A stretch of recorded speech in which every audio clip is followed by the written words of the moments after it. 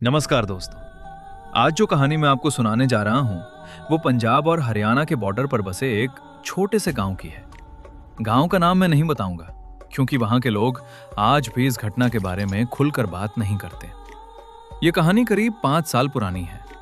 गांव में रहने वाला 26 साल खलुओं की फसल तैयार थी, इसलिए उसे कई रातों तक खेतों में पानी लगाना पड़ता था। एक रात लगभग 2 बजे अमन अकेला खेत में था। चारों तरफ घना अंधेरा था, सिर्फ ट्यूबवेल की आवाज और ठंडी हवा चल रही थी। तभी उसे दूर कच्चे रास्ते पर सफेद कपड़ों में एक औरत दिखाई दी। अमन ने सोचा कि शायद किसी के घर की महिला होगी जो किसी काम से निकली होगी, लेकिन उसे अजीब तब लगा जब उसने देखा कि वो औरत चल नहीं रही थी, बल्कि जमीन से थोड़ा ऊपर तैरती हुई आगे बढ़ रही थी। अमन की धड़कन तेज हो गई। उसने जोर से आवाज लगाई, कौन है? लेकिन कोई जवाब नहीं आया। कुछ सेकंड बाद वो औरत अचानक गायब हो गई। अमन ने सोचा कि शायद उसे वहम हुआ होगा।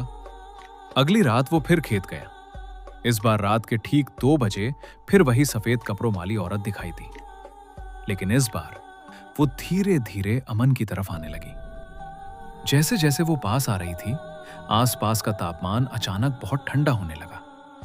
ट्यूबवेल अपने आप बंद हो गया। कुत्ते जोर जोर से भौंकने लगे। अमन डर गया और भागकर अपनी मोटरसाइकिल तक पहुंचा, लेकिन बाइक स्टार्ट ही नहीं हुई। जब उसने पीछे मुड़कर देखा तो वो औरत सिर्फ 10 कदम दूर खड़ी थी।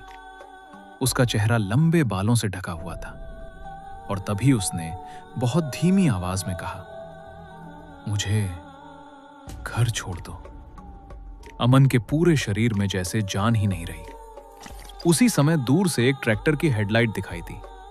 जैसे ही रोशनी उस औरत पर पड़ी, वो धुएं की तरह हवा में गायब हो गई। अगली सुबह अमन ने गांव के सबसे बुजुर्ग व्यक्ति को सारी बात बताई। बुजुर्ग ने गहरी सांस ली और कहा, आज से करीब 20 साल पहले इसी रास्ते पर एक नई नई शादी हुई लड़की की सड़क हादसे में मौत हो गई थी।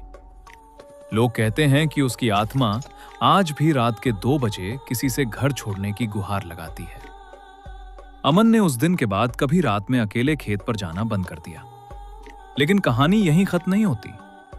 करीब 3 महीने बाद गांव का एक दूसरा लड़का भी उसी रास्ते से रात को गुजरा। उसने भी वही सफेद कपड़ों वाली औरत देखी। उसने सोचा कोई मदद मांग रही होगी। जैसे ही उसने बाइक रोकी, वो औरत धीरे धीरे उसके बिल्कुल पास आ गई।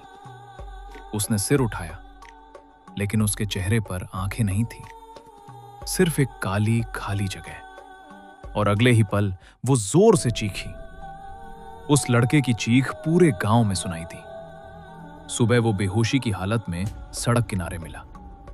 होश आने के बाद उसने सिर्फ एक ही बात कही, अगर कोई रात के 2 बजे तुमसे कहे मुझे घर छोड़ दो, तो कभी पीछे मुड़कर मत देखना। उसके बाद से आज तक उस रास्ते पर रात के समय कोई अकेले कहते हैं कि यह सिर्फ एक अफवाह है, लेकिन गांव के बुजुर्ग आज भी अपने बजट्स को रात के 2 बजे उस रास्ते से जाने से मना करते हैं। अब सच क्या है, यह कोई नहीं जानता, लेकिन अगर कभी आप भी किसी सुनसान सड़क पर रात के 2 बजे किसी सफेद कपड़ों वाले को देखें, तो बेहतर होगा रुकिए मत और पीछे मुड़कर बिल्कुल मत देखिए।